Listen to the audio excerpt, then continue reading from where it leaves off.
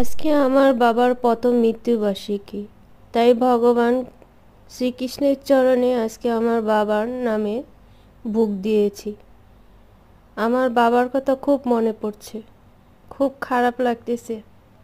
আমি আমার বাবাকে শেষ দেখাটাও দেখতে পারিনি, খুব খারাপ লাগছে। ভগবান, ভগবান, আমার বাবা যেন স্বর্গবাসী হয়, আমার বাবার যেন স্বর্গে স্থান হয়।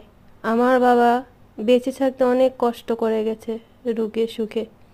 তুমি ওর পরে আমার বাবাকে অনেক ভালো রেখো ভগবান, এত ভালো রেখো যেন সব সুখ পায়, কোনো দুঃখ যেন না পায়।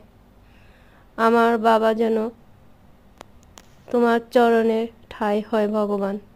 তুমি আমার বাবাকে দেখে রেখো, আমার বাবা যেন ভালো থাকে, এই প্রার্থনাই করি ভগবান তোমার কাছে।